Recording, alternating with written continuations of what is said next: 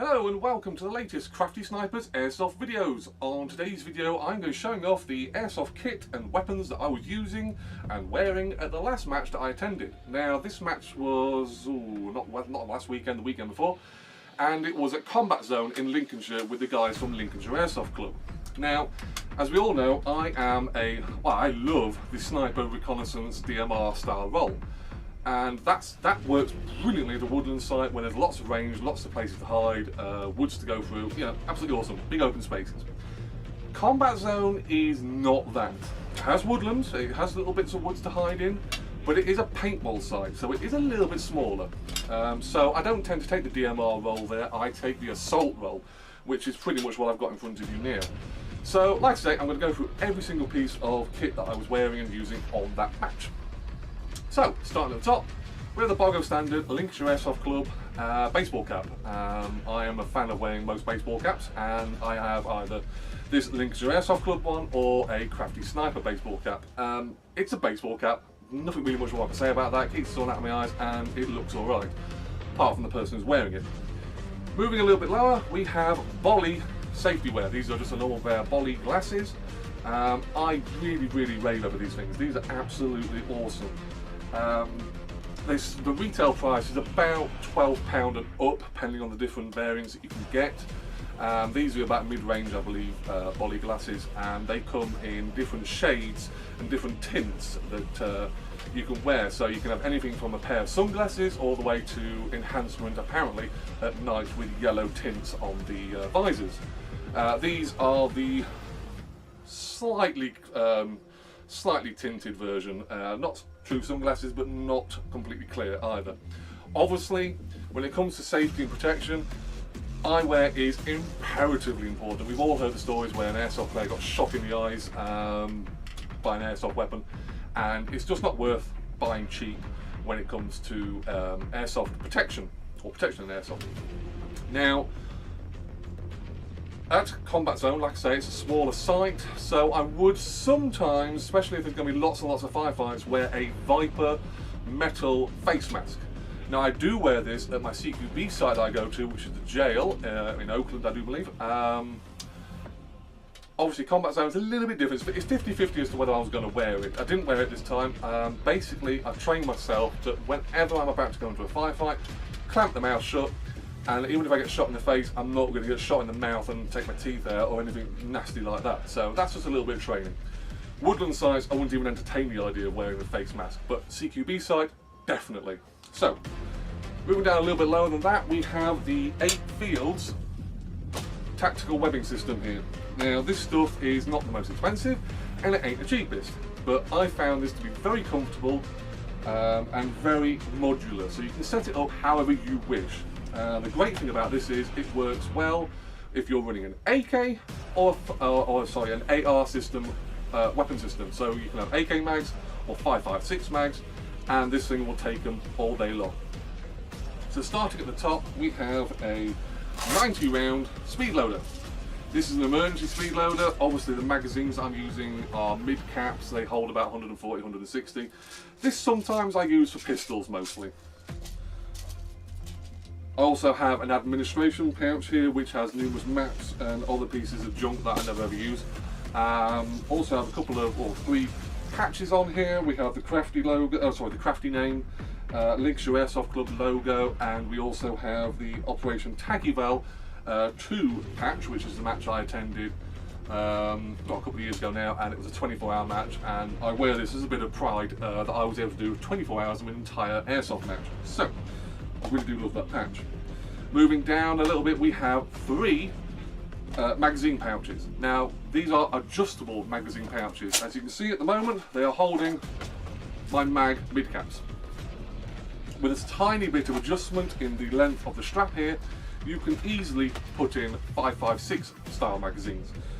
Even the AK mags, which are longer than 5.56, there is no way these are going to ever fall out. These are absolutely awesome, held in place, good Velcro, good quality. Moving over to the left here, we have a P90 style magazine pouch by Viper. This would be holding a gas can if I was using a GBBR, but since I was using an AEG on the match in question, I used my TM 450 round M4 style speed loader. This thing's great because obviously I can reload the vast majority of my magazines without having to turn to an extra store of ammunition. So this thing, absolutely great quality. Moving over a little bit more, I have a, well, unnamed radio pouch, which, like I say, normally will hold a radio in it. Because Combat Zone is so small, you don't need a radio signal, you can just shout at people, I decided to put my WE Glock 17 into there as just a last-ditch secondary weapon. I don't believe I actually use this all match because the AK is fantastic and never ran out of ammunition. But yeah, it's always nice to have a secondary on me, and fits perfectly and can be secured with a clip, and that is not going to come out in a million years. Moving over to the right hand side, we have a zipped pouch here. I have a little carabiner on here which can just go through the straps so that it will never come undone if I don't want it to. But in here I have my extra store of ammunition. The ammunition I was using on the day was G&G .28s. G&G .28s were in the pistol and they were in the AK. The AK loves .28s. Oh boy, puts it out to about 50 metre range, very good accuracy. So like I say, always like to have an extra store of ammunition just in case. Moving on to the weapon in question, or primary in question, this is my G&G AK Ames. This is the advanced, I believe, G&G AK, which means it is the most expensive AK in G&G's range, or was, and it's quite old now, but this thing retails for around £300. And you're going to say that's a lot of money for, well, what's essentially an AK. This is a lot of AK. This thing is all steel and wood, and the woodwork is absolutely fantastic, and the steel work is absolutely fantastic. This thing's build quality is like a tank. It is literally like a T-72 tank. The great thing about this gun is it rattles. And you might think that's more annoyance. It would be annoying if it was an AR. I always think ARs should be guns that don't rattle. The AK is a battered, old weapon. It's been around, been in a few wars, you know, and I just like the idea that this thing actually rattles. The only thing that's rattling on this is actually the top cover here. Now, what makes this AK just a little bit different than most other AKs is its battery location. The battery location on normal AKs is under this top cover here, in which case you can put an 8.4 stick style battery into there. This one, however, has an 11.1 LiPo and it ain't under the dust cover here. The battery, weirdly and quite fantastically, is this. It's the actual grip. So taking the grip off, lift that bit up, and the battery just falls away from it. This is a wooden grip with an 11.1 LiPo battery installed inside it. It is a great idea, absolutely awesome idea. It means the gun has come LiPo ready, 11.1 LiPo ready as well, and it is absolutely awesome. Like I say, it does bring the price up a little bit for the novelty value of this, but in my view, absolutely awesome. To put in the battery back, you just literally click it into place, making sure you've connected it properly, and then just push this point down, and that is how you change the battery on this gun. The awesome thing about this 11.1 battery is obviously its rate of fire, which I will demonstrate. 11.1 LiPo batteries are monstrous when it comes to rate of fire. However, I don't tend to use rate of fire, fully automatic fire on this weapon. A, it empties my magazines very quickly, and B, even a short burst is still quite a lot of shots, and you can annoy a lot of players if you manage to hit all those rounds. And trust me, this gun is very accurate, and 9 times out of 10, if the first couple of rounds have hit, the next 10 rounds are going to hit as well. However, putting it onto semi-automatic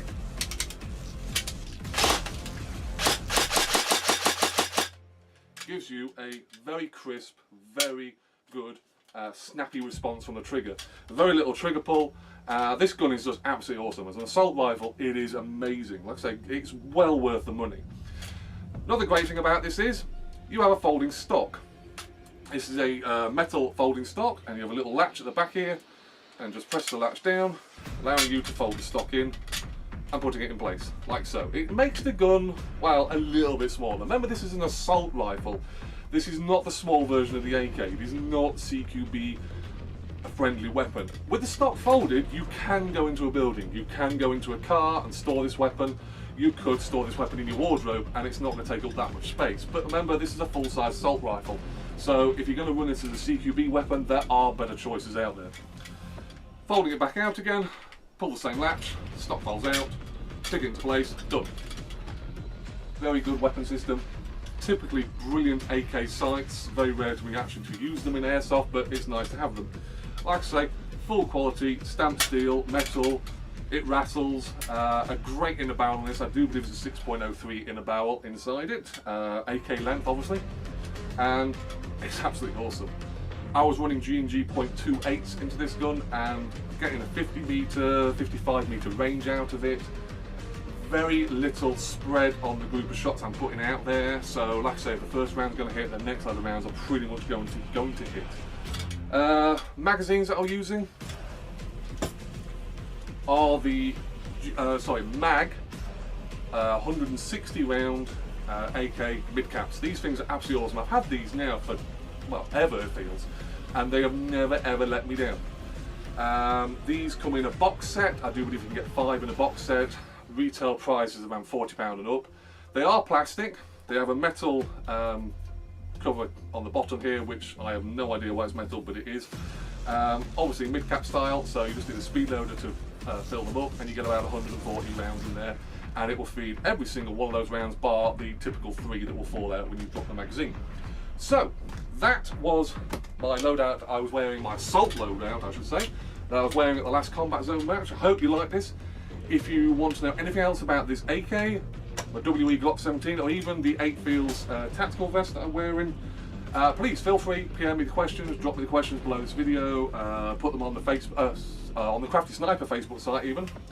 I will answer any question about them. If you want to see anything else, please let me know, and I'll get back to you as soon as I can.